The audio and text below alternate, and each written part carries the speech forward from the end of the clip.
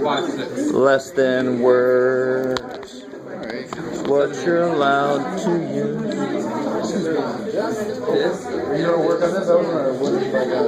I don't know yet. All right, guys, let's take a look. So this up here is just me summarizing what they tell us. You pick what population 1 is, what population 2 is. Just be consistent. So the claim was that it was the same for both males and females. So the claim is the population means are the same for both. So which one's that going to be, of course? The hoe.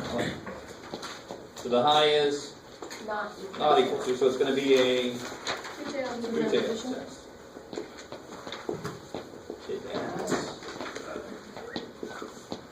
And then, so part B is going to use, what kind of distribution do I use?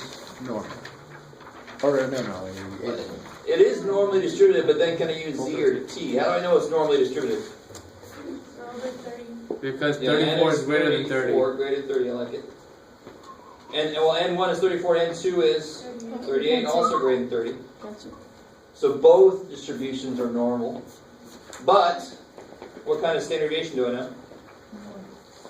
You know these. You don't know sigma. S1 and S2, not sigma, so I have to use Z-scores. Right, Z-scores were invented for when I don't know sigma, when I only know S. That's why they were invented. So how do you know when to use them? Probably in that situation. The situation they were invented for. This is what it was big. So, let's see. Step C now, the third step. Rejection region. So I gave us alpha. Two-tailed test. T-scores. So what's that going to be? Do I have a T-score chart? I don't think I do.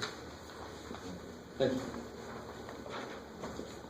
Two-tailed test. T-scores. What's the degrees of freedom? It's going to be the smaller one, right? Good. 34 minus 133. So we'll look up 33. Alpha 0.01 in two tails. 33. Good. 0.733. No. We're talking about male and female. How do I capture that in words?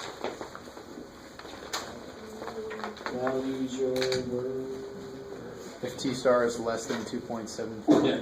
So if T star less than negative or greater than positive, we can reject the hoe, support the high. That's stupid.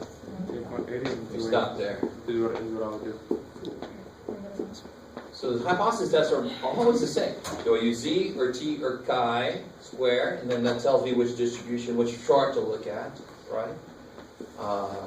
I create the rejection region the same kind of way, I just have to use the right chart, right? And how many tailed tests it is and so forth. Now that I've set up what far enough away is, I have to see how far away I made it.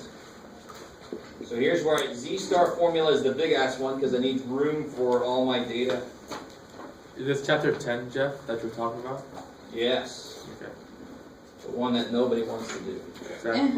You've got labels. And nobody wants to ask me anything, and everybody's just hoping I forget that we ever did. We didn't do tension. This is not the homework you were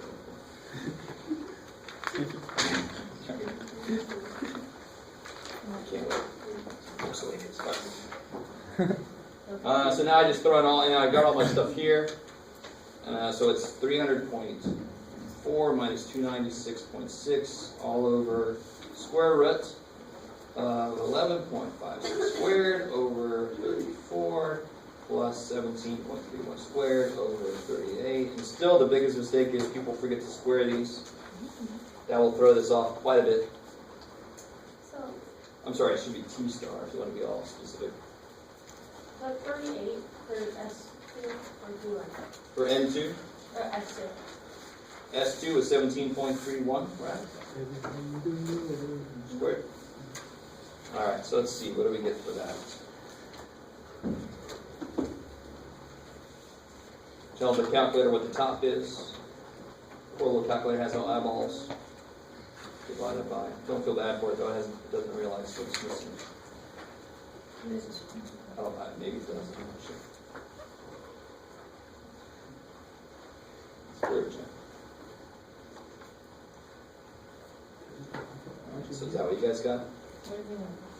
So you put the top in parentheses, don't close the parenthesis inside the square root until you're done with everything. Is that what you guys got?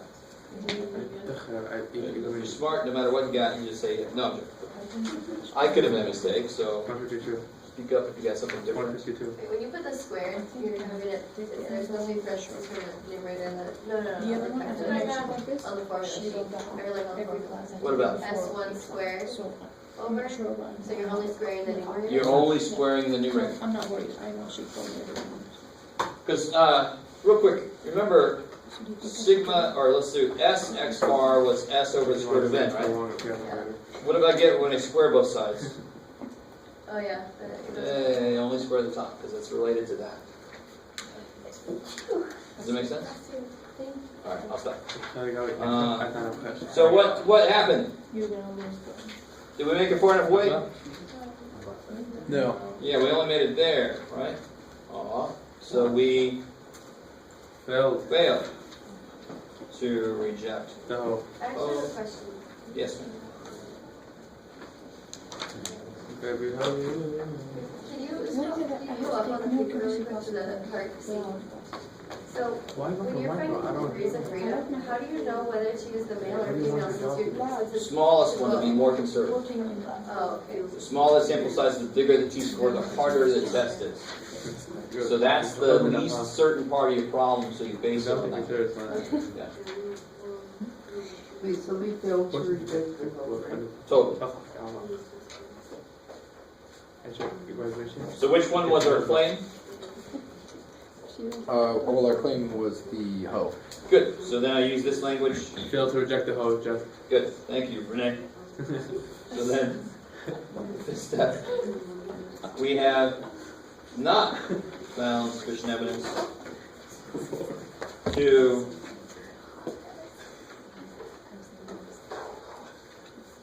reject the claim that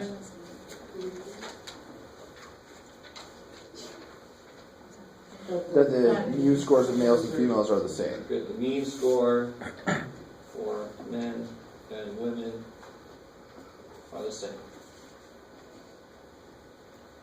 And We did not find sufficient evidence to reject that claim, so we can't say that they're different.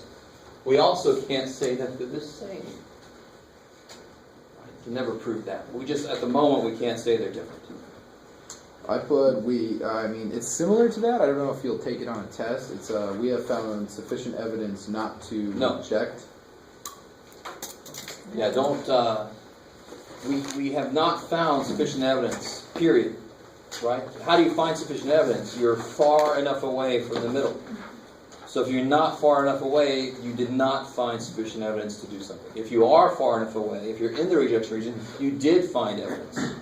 Does that make sense? Okay. So that placement of the not really doesn't matter. You can't claim to have found sufficient evidence if your sample wasn't far enough away. You didn't find evidence of anything. Cool. I like it. Just like the prosecutor saying, I have found sufficient evidence to say that you're not guilty. I'm like, whoa, don't freak me out. Right? We have not found sufficient evidence to say that you're guilty. That means we've got to let you go, right? Okay.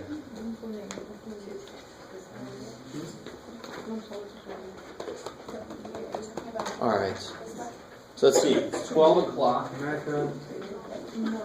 You look like you're pretty good.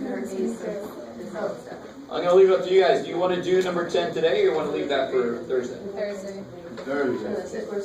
I'm so down with that. Thursday. So Thursday we'll talk about the formula sheet. Good too. I'll have the answer key for this practice final, and I'll have your grade sheet summaries so you know what to expect, what you shoot for. I don't know how I'm going to do all that.